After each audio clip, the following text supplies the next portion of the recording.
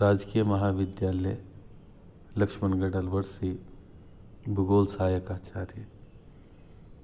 हम भौतिक भूगोल के अंतर्गत बीए पार्ट फर्स्ट का ये चैप्टर अपक्षय के बारे में, वेदरिंग के बारे में पढ़ रहे हैं।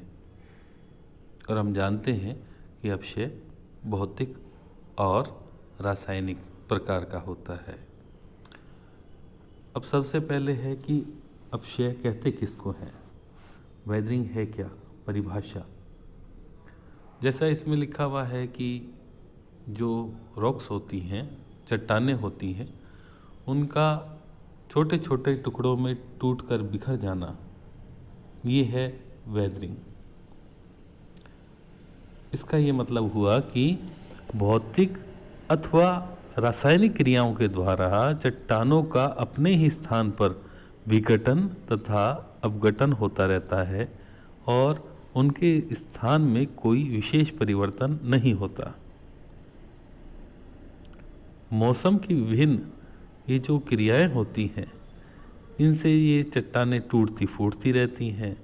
इसी कारण से इनको वेदरिंग कहते हैं। इसमें चट्टानों का विघटन और अपघटन की क्रियाएं सम्मिलित होती हैं। तो ये तो था चट्टानों की परिभाषा, चट्टानों के अपक्षय की परिभाषा। और अब हम देख रहे हैं कि ये जो रॉक्स हैं, चट्टानें हैं, किस प्रकार से अपक्षयित होकर इनके रूप बदलते रहते हैं। अब अपक्षय के प्रकार। अपक्षय 3 प्रकार के होते हैं, भौतिक अपक्षय, रासायनिक अपक्षय और जैविक। यहाँ हम जैविक अपक्षय को भौतिक अपक्षय के अंतर्गत ही पढ़ेंगे। अब इसमें सबसे पहले जो भौतिक अपक्षय है, इसमें ये सूर्य के तप के द्वारा या पाले के द्वारा अथवा द्वार मुक्ति आदि के कारण से ये होता है। इसमें किसी प्रकार का रासायनिक परिवर्तन चट्टानों में नहीं होता है।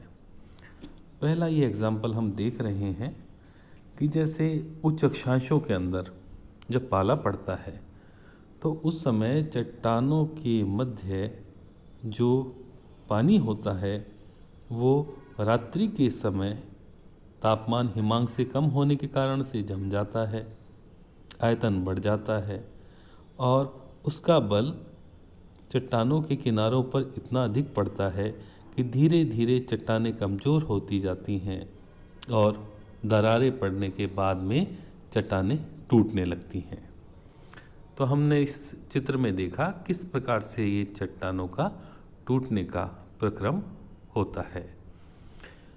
इसी प्रकार से जो पर्वतीय क्षेत्र होते हैं, वहाँ पर भी इन संधियों के अंदर लगातार जमाव और पिघलाव की क्रमिक इन परिवर्तनों के कारण से ये अपक्षय होता रहता है। अब यहाँ पर हम ये एग्जाम्पल देख रहे हैं किस तरह से ये चट्टानों का अपक्षय हुआ है पाले के कारण से और इनके अंदर बिखराव हुआ है अथवा दरारें पड़ी है। बहुत अच्छे एग्जाम्पल इसमें दिखाए हुए हैं फोटोज़ के अंदर। एक और ये बड़ा ही महत्वपूर्ण और रोचक अपक्षय का उदाहरण है जो हमारे सामने है। इसको कहते हैं एक्सफोलिएशन या अपशल्कन। होता क्या है कि चट्टानें होती है विभिन्न खनिजों के द्वारा निर्मित होती हैं। इनमें से कुछ खनिज होते हैं वो उत्तम चालक होते हैं, कुछ अच्छे चालक नहीं होते हैं। अतः इन चट्टानों का ऊपरी भाग शीघ्र गर्म हो जाता है, भीतर का भाग ठंडा रहता है।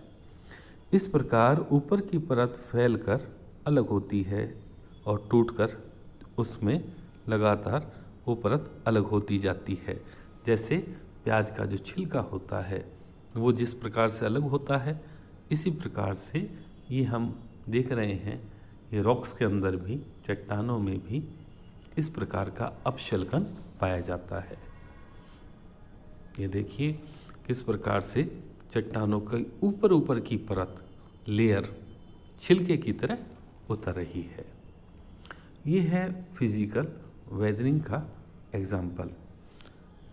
अब इसके बाद में हम देखते हैं कि ये फिजिकल वेदरिंग के अंदर, यानी कि भौतिक अपक्षय के अंदर, चट्टानों के बहुत तरह की जो साथ साथ में अगर इरोजन होता है तो उनकी आकृतियाँ भी बदलती हैं।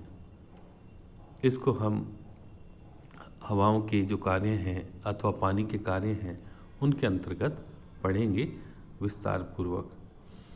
अब यहाँ पर हम देख रहे हैं जैविक अपक्षय, जिसको कि यहाँ पर फिजिकल वेदरिंग के अंतर्गत हम पढ़ रहे हैं कि जितने भी पेड़ पौधे हैं या जो वनस्पति के अलावा जीव जंतु हैं, मनुष्य हैं, इनके द्वारा जब चट्टानों का विघटन होता है, वियोजन होता है, तब ये जैविक अपक्षय कहलाता है।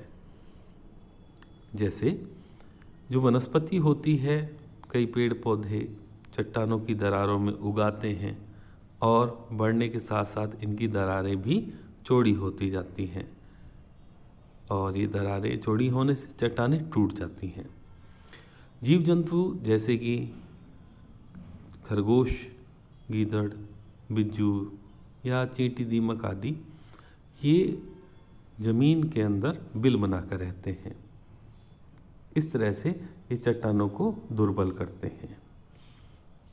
अब इसमें हम देख रहे हैं किस प्रकार से जो वनस्पति है, पेड़ है, ये किसी दरार के अंदर उगकर उसको लगातार तोड़ते फोड़ते रहने का कार्य कर रही है। हम बिल्डिंग्स में भी कई बार इस तरह के जो दृश्य हैं वो देख पाते हैं। इसके बाद में अब है, ये है रासायनिक अपक्षय या केमिकल वेदरिंग। रासायनिक क्रिया द्वारा चट्टानों के विघटन को रासायनिक अपक्षय कहते हैं। अब इसमें जो मुख्य कारक हैं और प्रकार हैं वो निम्न है। सबसे पहले है हाइड्रेशन। हाइड्रेशन के अंतर्गत जल योजन होता है। जब हाइड्रोजन गैस जल में मिलकर चट्टानों का अपक्षय करती है, जल योजन कहलाता है। और भूपटल पर ऐसे खनिज जो हाइड्रोजन युक्त जल को सोखने के बाद में फूल जाते हैं, भारी हो जाते हैं और परिणाम स्वरूप क्या होता है, उस चट्टान का आयतन में परिवर्तन आ जाता है, चट्टान टूटने फूटने लग जाती है। ये इसका एग्जाम्पल है। यहाँ पर हम देख रहे हैं हाइड्रेशन का एग्जाम्पल, जो कि पानी के मिलने के कारण से किस तरह से फेल्सपार क्ले के रूप में बनता है। दूसरा है कार्बोनेशन। जब जल में घुला हुआ कार्बन चट्टानों पर प्रभाव डालता है तो कार्बोनीकरण होता है। कार्बन जल में घुलकर कार्बोनिक अम्ल का निर्माण करता है, जो कि एक वीक एसिड है। और ये वीक एसिड, ये अम्ल चूना युक्त चट्टानों को शीघ्र घोल देता है। और यही कारण है कि जो बड़े बड़े चूना क्षेत्र के अंदर पत्थर वगैरह होते हैं, उनका अपक्षय इस प्रकार से होता है। कई प्रकार की स्थलाकृतियाँ बनती हैं कार्बोनेशन के द्वारा। ये इसके कई एग्जाम्पल हम देख रहे हैं। स्टेलेग्माइट, स्टेलेक्टाइट, ये काष्ठ स्थलाकृतियाँ इस प्रकार से बनती हैं। इस प्रकार से कई प्रकार का वेदरिंग हमने देखा। मनुष्य के द्वारा भी जो अपक्षय है उसके अंदर मनुष्य क्या है कि खाने भी खोदता है, सुरंग भी बनाता है, भवन निर्माण के लिए चट्टानों को तोड़ता है। साथ साथ के अंदर जो मनुष्य के द्वारा जो इसके कार्य हैं, कई तरह की औद्योगिक जो इकाइयां हैं, उनके द्वारा जो गैसें निसृत होती हैं, उनसे अम्लवृष्टि होती है। वो अम्लवृष्टि अनेक चट्टानों के ऊपर प्रभाव डालती है और रासायनिक अपक्षय होता है। यहाँ पर हम वो सल्फर और इस तरह के जो है उनके बारे में देख रहे हैं। इसके बाद में ऑक्सीकरण। ऑक्सीजन द्वारा शैलों पर होने वाले प्रभाव को ऑक्सीकरण कहते हैं और इसमें जो ऑक्सीजन है लोह युक्त शैलों को ऑक्साइड के रूप में बदल देती है और लोहे को जंग लग जाता है और इस प्रकार से ये भूरी भूरी होकर नष्ट होने लगती है। और अब है इसके परिणाम। परिणाम क्या होता है अपक्षय का? अपक्षय का परिणाम ये होता है कि जो टूटने फूटने के बाद में मलबा बनता है और उसके लगातार धीरे धीरे छोटे कण होने से मिट्टी का निर्माण होने लगता है। इस प्रकार से आज हमने अपक्षय के बारे में विस्तार से पढ़ा। धन्यवाद।